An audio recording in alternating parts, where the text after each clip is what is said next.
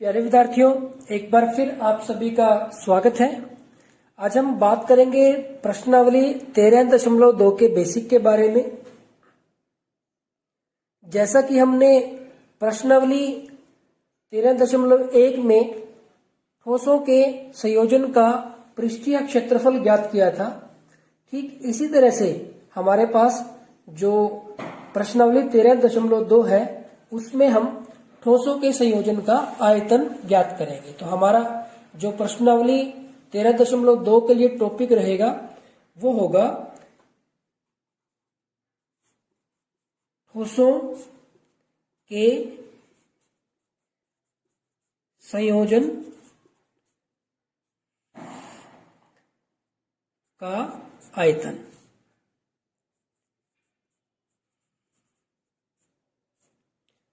तो प्यारे बच्चों, हम प्रश्नावली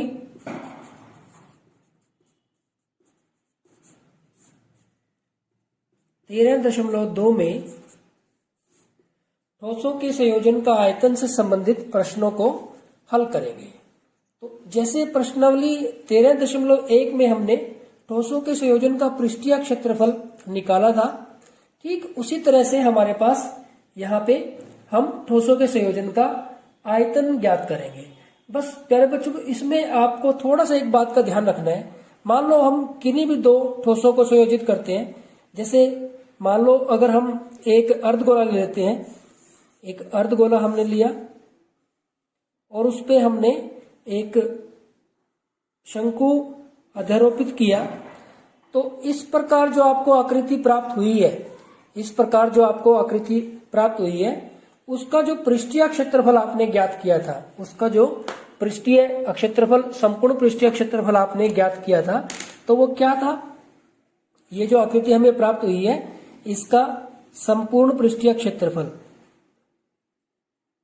संपूर्ण पृष्ठीय क्षेत्रफल।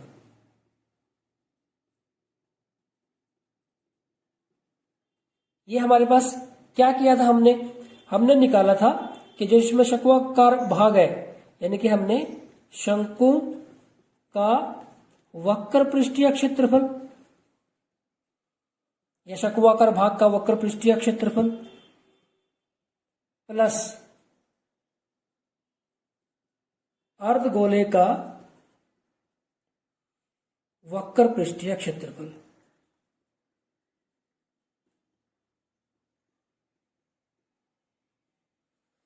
तो यहां से दोनों के वक्र पृष्ठीय क्षेत्रफल को जोड़ने से जो ये हमें आकृति प्राप्त हुई है, इसका हमें संपूर्ण पृष्ठीय क्षेत्रफल प्राप्त हुआ था। तो प्यारे बच्चों, यहां आप ध्यान रखोगे कि निकाल तो हम संपूर्ण पृष्ठीय क्षेत्रफल रहे थे, लेकिन यूज हुआ फॉर्मूला, दोनों जो पार्ट्स है, दोनों पार्ट्स शंकु और अर्धगोला है, जो उनका वक्र पृष्ठीय क्षेत्रफल यूज हुआ, सूत्र यूज हुआ वक्र पृष्ठीय क्षेत्रफल के लिए का, और दोनों का हमने जोड़ किया। क्योंकि जब हम दो आकृतियों का संयोजन करते हैं तो उनके संयोजन से जो नई आकृति प्राप्त हुई, अब आप देखेंगे इस गोले में, गोले का जो ये था अर्धगोले का जो ये वृत्तीय भाग था, और जो ये शंकु था, इसका जो आधार था, जब नई आकृति प्राप्त हुई तो ये गायब हो गया, ये नहीं रहा। यानी कि कुछ हिस्सा है जो वो लुप्त हो जाता है। पृष्ठीय क्षेत्रफल ज्ञात करने की जो प्रक्रिया है, उसमें जो कुछ हिस्सा पृष्ठीय क्षेत्रफल का कुछ भाग लुप्त हो जाता है। तो इस वजह से संपूर्ण पृष्ठीय क्षेत्रफल में शंकु का वक्र पृष्ठीय क्षेत्रफल और अर्धगोले का वक्र पृष्ठीय क्षेत्रफल हमें ज्ञात करना पड़ा। लेकिन जब हम बात आयतन की करते हैं, इस तरह से जो आकृति हमें मिलेगी, जब उसके आयतन ज्ञात करने की बात करेंगे, जो ठोस हमें प्राप्त होगा, ठोस के आयतन ज्ञात करने की बात करेंगे, तो हम यहां पे लिखते हैं जैसे कि ये जो ठोस हमें प्राप्त हुआ है, इस ठोस का आयतन, जो भी इसका नाम दे आप, ठोस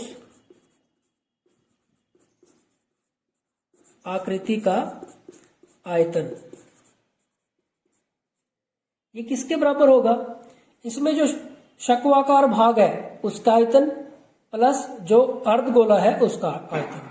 तो आप लिख सकते हैं कि ये बराबर होगा कि शंकु का आयतन प्लस अर्धगोले का आयतन।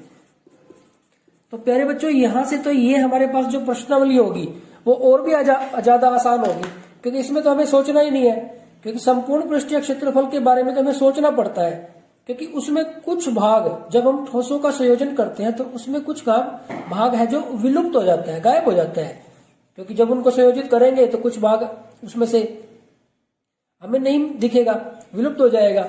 लेकिन जब ठोस आकृतियों का संयोजन करते हैं और उनका आयतन ज्ञात करते हैं तो आयतन में ऐसा नहीं है, उसमें जो पार्ट्स है, जो पार्ट्स फिगर्स है, जैसे एक हमारे पास शंकु है और एक अर्धगोल है, तो पूरी ठोस आकृति का जो आयतन होगा उसमें जितनी भी आकृति है उनके आयतन के योग के बराबर होगा, यानी कि चाहे उसमें 2 आकृति है चाहे उसमें 3 आकृति है, उनके योग के बराबर होगा। तो जैसे इस आकृति की बात करें तो हम तो इस ठोस का जो आयतन होगा, इसमें जो शंकु वाला भाग है उसका आयतन प्लस जो अर्धगोले वाला भाग है उसका आयतन उसके बराबर होगा।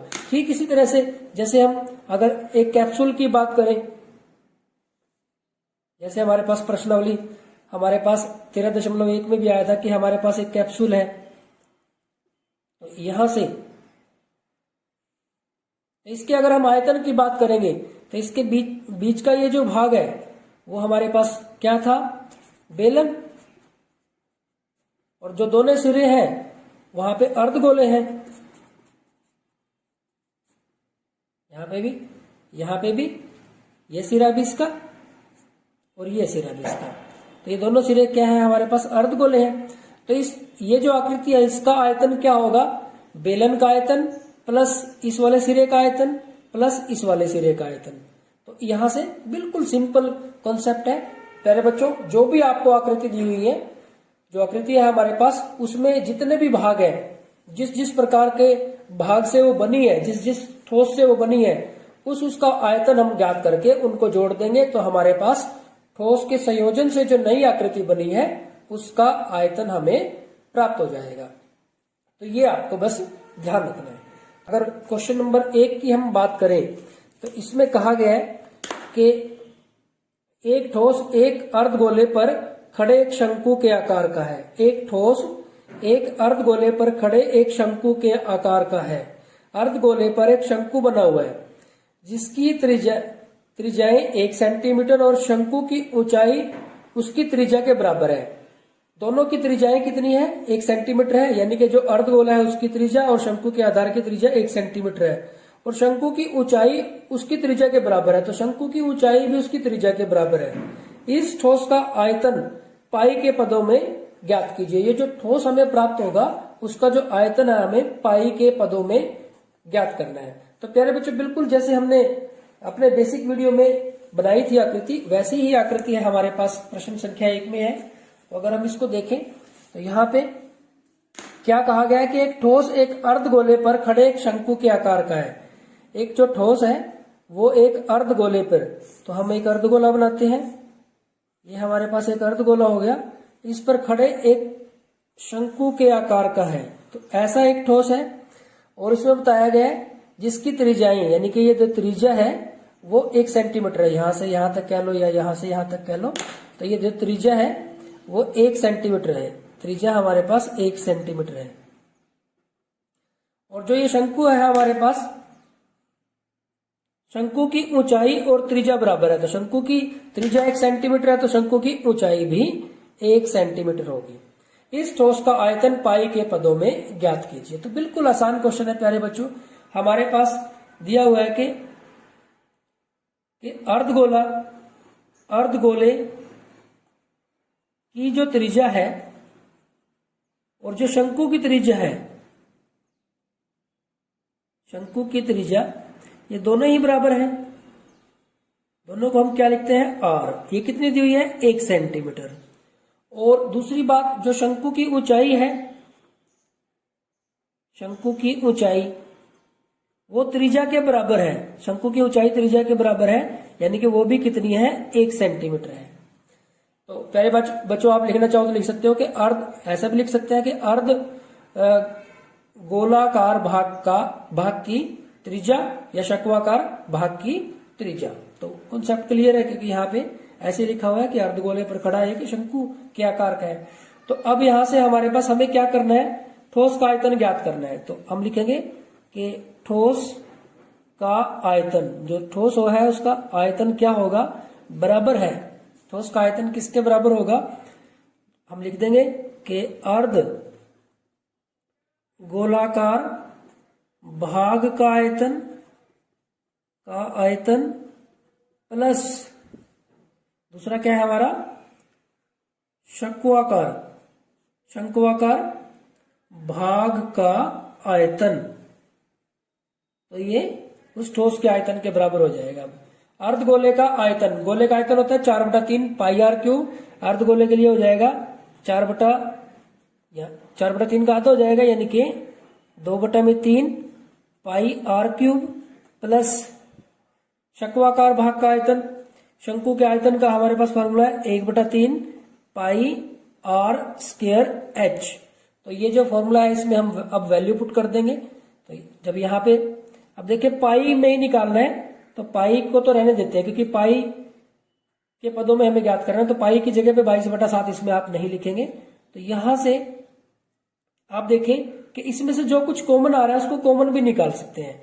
देखिए यहां पे कर लेते हैं, बटे में 3 दोनों में कॉमन है, पाई भी दोनों में कॉमन है, और आर क्यूब है और आर स्क्वायर है, तो आर। अब देखो 1/3 बाहर चला जाएगा, दोनों में बटे में 3, पाई भी बाहर आ गया और आर स्क्वायर भी बाहर आ गया। अंदर यहां तो बचा 2 बचा, 1/3 तो बाहर चला गया, पाई भी बाहर चला गया, आर स्क्वायर बाहर चला गया, तो आर रह गया, प्लस 1/3 बाहर चला गया, पाई आर स्क्वायर बाहर चला गया, तो यहाँ पे एच रह गया। तो ये 1/3 पाई आर स्क्वायर, आर का मान है हमारे पास 1, तो 1 गुना में 1 और अंदर लिखेंगे 2 गुना में 1, आर का मान 1 है और प्लस एच, एच भी हमारे पास 1 है। तो 1/3 पाई गुना में 1 गुना में 1 गुना में 2 एकम 2, 2 और 1 3 हो जाएगा हमारे पास। तो ये 3 भी इसके साथ कैंसिल हो जाएगा, तो हमारे पास आ जाएगा पाई, आंसर आ गया। तो आयतन निकाल रहे हम, तो यहाँ पे सेंटीमीटर क्यूब लिख। विद्यार्थियों देखते हैं प्रश्नावली 13.2 का प्रश्न संख्या 2। इसमें कहा गया है कि एक इंजीनियरिंग के विद्यार्थी रचेल से, यानी कि जो इंजीनियरिंग का विद्यार्थी है रचेल उसका नाम है, से एक पतली एल्यूमिनियम की शीट का प्रयोग करते हुए एक मॉडल बनाने को कहा गया है जो एक ऐसे बेलन के आकार का हो जिसके दोनों सिरों पर 2 शंकु जुड़े हुए हों। तो प्यारे बच्चों हमें क्या करना है, या रचेल को क्या कहा गया है कि किस तरह का मॉडल बनाना है कि उसमें वो बेलन के आकार का हो जिसके दोनों सिरों पर शंकु जुड़े हों। इस मॉडल का व्यास 3 सेंटीमीटर है तथा इसकी लंबाई 12 सेंटीमीटर है। तो इसका जो व्यास है मॉडल का वो 3 सेंटीमीटर है और इसकी जो लंबाई है वो कितनी है, 12 सेंटीमीटर है। तो प्यारे बच्चों आगे बढ़ते हैं। यदि प्रत्येक शंकु की ऊंचाई 2 सेंटीमीटर हो तो रचेल द्वारा बनाए गए मॉडल में अंतर्विष्ट हवा का आयतन ज्ञात कीजिए। तो हमें क्या करना है, जो मॉडल है उसमें जो हवा का आयतन है वो ज्ञात करना है। तो प्यारे बच्चों यहाँ पे बताया गया है, यह मान लीजिए कि मॉडल की आंतरिक और बाहरी विमाएं लगभग बराबर है। तो आंतरिक और बाहरी विमाएं बराबर मानते हुए मॉडल में जो हवा है, जो बेलन में हवा है उसका आयतन ज्ञात करना है। तो प्यारे बच्चों अब देखते हैं हम इसको किस तरह से हल करेंगे। तो सबसे पहले तो हम क्या करते हैं, वो आकृति बना लेते हैं। तो आकृति किस तरह की है वो, कि हमारे पास एक बेलन है, बेलनाकार आकृति है जिसके दोनों सिरों पर क्या है, उसके दोनों सिरों पे शंकु बने हुए हैं। तो हम अगर एक बेलनाकार आकृति बनाते हैं जिसके दोनों सिरों पर शंकु हों, तो यहां से हम अब की बार आकृति कुछ इस तरह से बना लेते हैं कि ये हमारे पास इस तरह से हम एक बेलन बना लेते हैं जिसके दोनों सिरों पर शंकु के आकार की आकृति है। तो इस तरह से हमारे पास वो आकृति है। इसको थोड़ा सा और इधर कर दें, तो इस तरह से हमारे पास ये आकृति है। अब प्यारे बच्चों इसमें क्या कहा गया है ये जो मॉडल का व्यास है, जो व्यास है, यहाँ पे हम इस वृत्तीय भाग को का केंद्र मान लेते हैं। तो जो व्यास है वो 3 सेंटीमीटर है, यानी कि ये 3 सेंटीमीटर है। तो त्रिज्या हमारे पास कितनी आ जाएगी, ये जो टोटल लंबाई है वो 3 सेंटीमीटर है, यहाँ हम लिख देते हैं 3 सेंटीमीटर। तो त्रिज्या हमारे पास इसकी आधी आ जाएगी।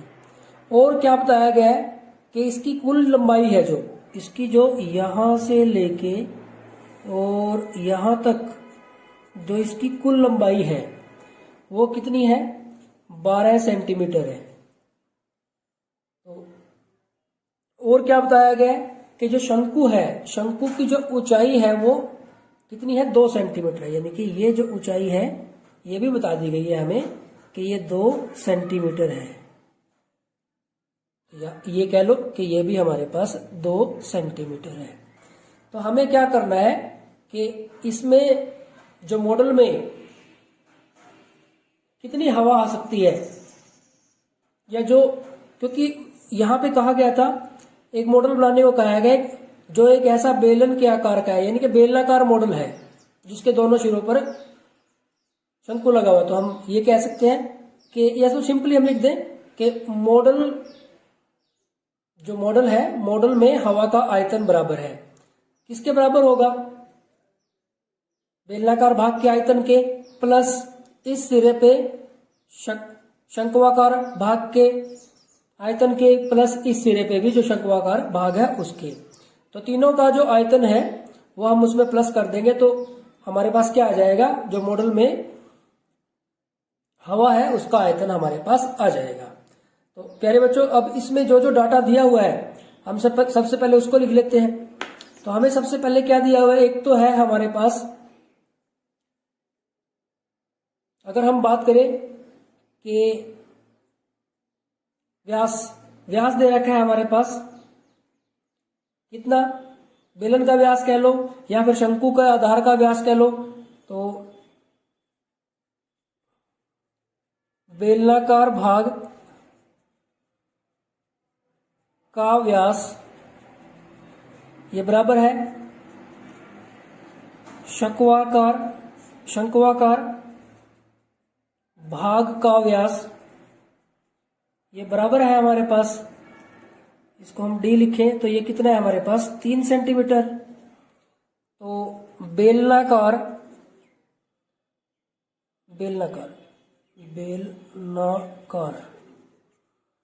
भाग की त्रिज्या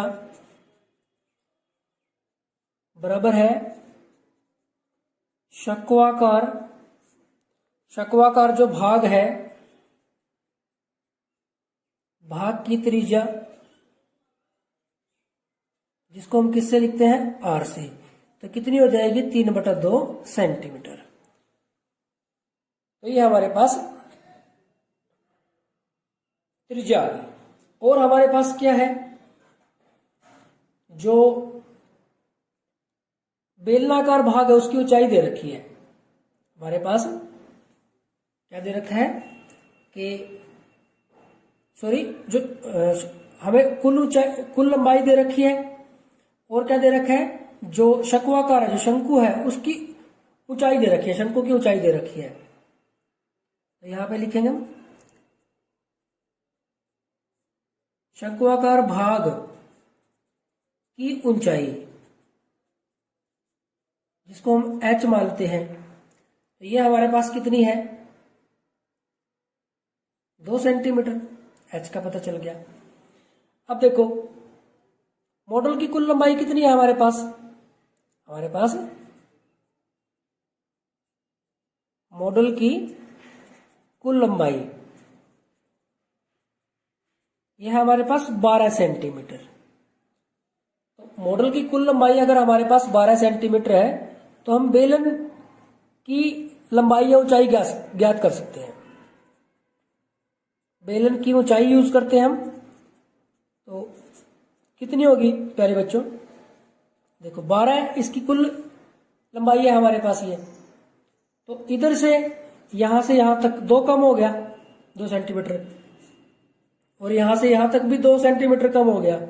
तो 12 में से 2 इधर निकल गया और 2 इधर निकल गया, तो 4 निकल गया। 12 में से 2 और 2 दोनों साइड से निकल गया, तो ये 8 सेंटीमीटर आ गया।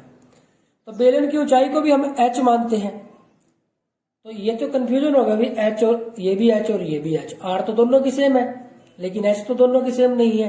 तो आप इसको h1 और h2 मान सकते हो, या एक को स्मॉल h और एक को कैपिटल H मान सकते हो। तो यहाँ पे हम इसको h1 मान लेते हैं और इसको h2 मान लेते हैं, थोड़ा सा फर्क आपको दिखाना पड़ेगा। अब प्यारे बच्चों हमें क्या करना है, मॉडल में जो हवा का आयतन हमें ज्ञात करना है, तो हम लिखेंगे कि मॉडल में हवा का आयतन किसके बराबर होगा प्यारे बच्चों, एक तो है बेलनाकार भाग का आयतन, बेलनाकार भाग का आयतन प्लस इस शंक्वाकार भाग का आयतन और इसका, ये दो एक जैसे हैं, दोनों का आयतन तो बराबर होगा। तो यहां पे 2 गुना में शंक्वाकार भाग का आयतन। तो प्यारे बच्चों अब देखते हैं क्या बनेगा। बेलनाकार भाग का आयतन क्या, बेलन का आयतन पाई r स्क्वायर h। अब बेलन के लिए ऊंचाई को हमने क्या मानना है, h1 प्लस शंकु का आयतन 1/3 पाई r स्क्वायर h, इसके लिए हमने क्या मानना है, h2। लेकिन ये किससे गुना है, 2 से, क्योंकि डबल है हमारे पास। अब देखो प्यारे बच्चों, पाई दोनों में एक जैसा है और दोनों की त्रिज्या एक जैसी है, तो r स्क्वायर एक जैसा है। अंदर से हमारे पास क्या आ गया, यहां से तो आ गया h1 और यहां से 2/3 और h2, ये आ गया हमारे पास। अब हम क्या करते हैं, इसमें मान रख देते हैं 22/7 गुना में r त्रिज्या 3/2 गुना में 3/2 गुना में ब्रैकेट के अंदर देखो h1 है हमारा 8 प्लस 2/3 गुना h2 है हमारे पास 2। तो यहां पे हमारे पास आ जाएगा 22/7 गुना में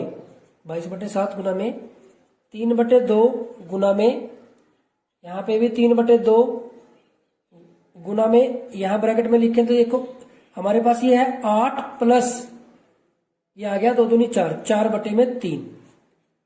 यहां पे 22/7 गुना में 3/2 गुना में 3/2 गुना में, अब देखो जब इसका एलसीएम लेंगे तो नीचे तो आ जाएगा 3 और 3 8 24, 24 और 4 28, ये आ गया पहले बच्चों हमारे पास। अब हमें क्या करना है, इसको कैंसिल करना है जो भी होता है जिसके साथ भी। देखो 7 दूनी 14 दूनी 28, तो ये 28 इसको और इसको कैंसिल कर देगा। अब 3 एकम 3, 3 एकम 3, ये भी कैंसिल। 22 दिया 66 क्यूबिक सेंटीमीटर या 66 सेंटीमीटर क्यूब। तो प्यारे बच्चों ये हमारे पास इसका आंसर आ जाएगा। तो ये हो गया हमारे पास क्वेश्चन नंबर 2। तो बिल्कुल सिंपल क्वेश्चन है। वहां पे तो जब हम प्रश्नावली 13.1 की बात कर रहे थे उसमें तो हमें फिर भी सोचना पड़ेगा कि जब हम संयोजन करते हैं ठोसों का तो उसमें हमारे पास कौन सा भाग है जो विलुप्त हो जाता है संयोजन करते वक्त। लेकिन यहां तो ऐसा कुछ नहीं है, जो भी पार्ट्स है, 2 शंकु है और एक बीच में बेलन है, तो तीनों का आयतन निकाल के और उनको जोड़ दिया गया है। तो बिल्कुल सिंपल क्वेश्चन बनता है। तो यहाँ पे प्यारे बच्चों हमारे पास जो क्वेश्चन नंबर 2 है एक्सरसाइज 13.2 का, वो कंप्लीट हो जाता है। Thank you very much. प्यारे बच्चों देखते हैं प्रश्नावली 13.2 का क्वेश्चन नंबर 4। और क्वेश्चन नंबर 4 काफी इंटरेस्टिंग क्वेश्चन है।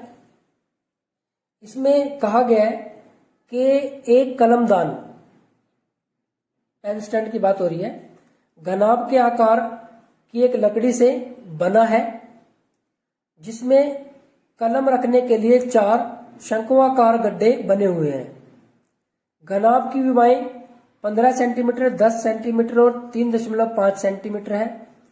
प्रत्येक गड्ढे की त्रिज्या 0.5 सेंटीमीटर और गहराई 1.4 सेंटीमीटर है। पूरे कमलदान में लकड़ी का आयतन ज्ञात कीजिए। देखिए आकृति 13.16 है। तो ये हमारे पास आकृति है। तो प्यारे बच्चों, ये हमारे पास वो पेन स्टैंड है, वो कलम दान है जिसका हमें आयतन निकालना है। अब इसमें जो कलम दान है इसमें क्या है, 4 गड्ढे हैं और वो गड्ढे कैसे हैं, शंकु के आकार के हैं, शंक्वाकार गड्ढे हैं। जैसे कि ये देखो पेन जो इसमें रखा गया है शंक्वाकार रखा गया, तो शंकु के आकार के गड्ढे हैं इसमें। और ये जो कलम दान है वो कैसा है, घनाभ के आकार का है। इसकी लंबाई, चौड़ाई और ऊंचाई भी हमें दे रखी है। प्रत्येक गड्ढे की त्रिज्या भी दे रखी है और गहराई यानी कि ऊंचाई भी दे रखी है। तो पूरे कलमदान में लकड़ी का आयतन ज्ञात कीजिए। तो हमें क्या करना है, पूरे कलमदान में लकड़ी का आयतन ज्ञात करना है। तो प्यारे बच्चों, क्वेश्चन को करने की एक अप्रोच ये भी होती है कि हम ये लिख लें कि हमें करना क्या है। हमने सबसे पहले देखो यहीं से स्टार्ट किया, हम इसको यहीं से स्टार्ट करते हैं कि हमें करना क्या है। हमें निकालना है क्या, पूरे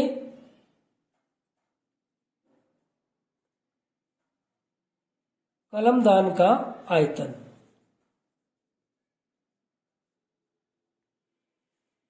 तो पूरे कलमदान का आयतन क्या होगा, कैसे होगा, घनाभ आकार का है। तो हम क्या लिखेंगे इसमें, जो घनाभ आकार भाग है का आयतन, लेकिन अब की बार जुड़ा नहीं है इसके अंदर, इसमें से कम हो गए, गड्ढे बना दिए, यानी कि इसमें से निकाल लिया, इसमें से माइनस होएगा। क्या, गड्ढे कैसे हैं, शंक्वाकार। तो हम लिखेंगे शंक्वाकार भाग का आयतन। लेकिन ये जो शंक्वाकार है ये तो 4 गड्ढे हैं, तो 4 से गुना कर देंगे, 4 का पता चल जाएगा। अब जो घनाभ का आयतन क्या होता है, LBH, स्मॉल में भी लिख लेते हैं, कैपिटल में भी लिख लेते हैं, -4 गुना में शंकु के आयतन के क्या फॉर्मूला होता है, 1/3 पाई r स्क्वायर h। अब प्यारे बच्चों हमें ये टर्म्स चाहिए। अब L जो घनाभाकार कलमदान की लंबाई, जिसको हम L से लिखेंगे, वो कितनी है, 15 सेंटीमीटर है।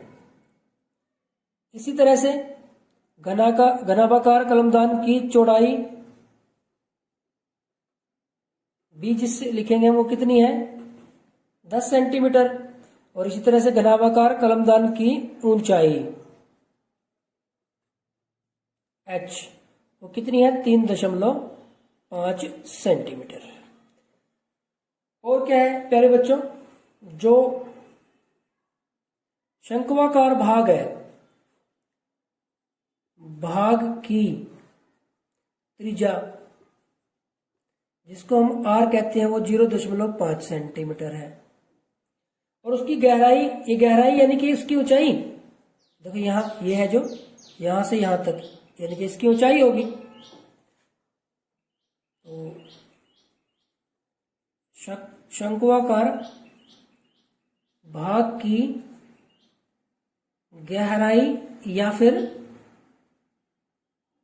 ऊंचाई h, ये है हमारे पास 1.4 सेंटीमीटर। तो प्यारे बच्चों आप देखेंगे इसकी हर एक पार्ट हमारे पास उपलब्ध हो गया। इसमें अब आप मान रख दें, L 15 गुना B 10 गुना में H 3.5, -4 गुना में 1/3 गुना 22/7 R हमारे पास है 0.5 गुना में 0.5 और गुना में h का मान है 1.4। तो प्यारे बच्चों, अब इसको देखो, हम हल करने के लिए क्या करते हैं, यहाँ पे तो हम 10 लगा लेते हैं, दशमलव हटा देते हैं। यहाँ पे भी हम 10 लगाते हैं, दशमलव हटा दिया, यहाँ पे भी 10 लगाया, दशमलव हटा दिया, और यहाँ पे भी 10 लगाया, दशमलव हटा दिया। अब सारे दशमलव हमने हटा दिए। अब 5 दिया 15, वैसे भी इसके तो काटने की जरूरत नहीं, 10 के साथ 10 ही कट जाएगा, ये 15 रह जाएगा भाई हमारे पास। तो 15 की और 35 की हमें गुना कर रही है यहाँ से। तो अब यहाँ से देखो, 7 एकम 7, 7 दूनी 14, ये कट गया हमारे पास। और हम कुछ कैंसिल करना चाहे, चलो 5 एकम 5, 5 दूनी 10, ये 2 इसके साथ कैंसिल हो गया। 5 एकम 5, 5 दूनी 10, ये 2 इसके साथ कैंसिल करके 2 रहने देते हैं। अब इसको 5 को कैंसिल करोगे आप, 5 कैंसिल नहीं होने का, 2 पे तो हो जाएगा लेकिन 5 पे नहीं होने का, तो इसको ऐसे ही रहने देते हैं। एक के बाद हम दशमलव लगा देंगे, वो ज्यादा ठीक रहेगा बल्कि हमारे लिए। तो अब यहां से देखो, 15 है और हमारे पास 35 है। 15 पंजे 75 का 5 हासिल 7, 15 दिए 45 और 7 52 हो जाएंगे हमारे पास। तो ये हमारे पास आ गया 525 माइनस, देखो यहां से तो हमारे पास बटे में तो कितना बचेगा, ये 3 ही बचेगा, और तो कुछ नहीं है, नहीं, और एक 10 है, ये तो 3 है और 10 है। ऊपर हमारे पास कौन कौन है, ऊपर अगर हम बात करें तो एक तो ये 2 बचा हुआ है, और एक है हमारे पास यहाँ पे 22, तो 2 और 22 बचा हुआ है। फिर तो अगर ये 3 भी बचा हुआ है, 10 भी बचा हुआ है, तो 2 को भी कैंसिल ही कर लेते हैं, यहाँ पे 5 रह जाएगा, ये 2 कट गया, तो ये हमारे पास आ गया 22 बटे में 15, 3 पंजे 15। तो अब हम इसको लिख सकते हैं कि 525 माइनस 15 एकम 15 दशमलव 7 बचे, 15 चौके 60, 10 बच गए, 15 छिके 90, फिर 10 बच गए, 15 छिके 90, इस तरह चलता रहेगा। तो हम यहां तक ही ले लेते हैं इसको, 3 दशमलव तक 7 तक ले लिया, शुद्ध मान निकालना तो बाद में 2 तक कर देंगे इसको। अब इसमें से एक माइनस करेंगे तो ये 524 रह जाएंगे, और ये और माइनस करेंगे तो यहां से हमारे पास 10 में से 6 हमारे पास 4 आ जाएगा, फिर 9 में से 6 3 आ जाएगा, फिर 9 में से 4 5 आ जाएगा दशमलव, और यहाँ पे हमारे पास ये 523 रह जाएंगे, या फिर सेंटीमीटर क्यूब, या फिर आप इसको लिख सकते हैं या 523 दशमलव, क्योंकि ये 2 के बाद जो अगला अंक है ये 5 से छोटा है, तो आप इसको 5-3 घन सेंटीमीटर या क्यूबिक सेंटीमीटर या सेंटीमीटर क्यूब भी लिख सकते हैं। तो ये भी आंसर आप लिख सकते हैं, लिखना चाहे तो ये आंसर, लिखना चाहे तो ये भी आप लिख सकते हैं। तो प्यारे बच्चों, ये हो गया हमारे पास क्वेश्चन नंबर 4। तो काफी इंटरेस्टिंग क्वेश्चन था, काफी मजेदार क्वेश्चन था। आपकी अगर अंडरस्टैंडिंग ठीक है तो क्वेश्चन ऐसी कोई दिक्कत वाली बात नहीं है कि आपका क्वेश्चन सोल्व ना हो। तो कैलकुलेशन का आपको थोड़ा सा ध्यान रखना है। कई बार हमारे पास ऊंचाई, जैसे थर्ड क्वेश्चन में था कि ऊंचाई का ध्यान रखेंगे कि शंकु के लिए ऊंचाई अलग हो सकती है और बेलन के लिए ऊंचाई अलग हो सकती है। हालांकि यहाँ तो ऐसी कोई समस्या नहीं थी हमारे पास। अब देखो यहाँ पे ये जो h है और ये जो h है, क्योंकि इसका फॉर्मूला अलग तरह से है, इसका अलग तरह से है, तो यहाँ पे हमारे पास कंफ्यूजन नहीं था इस वजह से, क्योंकि आप इसका इसके लिए प्रयोग करोगे, इसका इसके लिए। लेकिन फिर भी अगर आपको थोड़ा डाउट रहता है तो आप इसको H1 कर लें और इसको H2 कर लें। तो यहाँ पे इसको कैपिटल LBH कर लें और इसको संभाल रहने दें। तो इस तरह से आप H1 और H2 भी कर सकते हैं। तो प्यारे बच्चों, यहाँ पे हमारे पास क्वेश्चन नंबर 4 कंप्लीट हो जाता है। Thank you very much.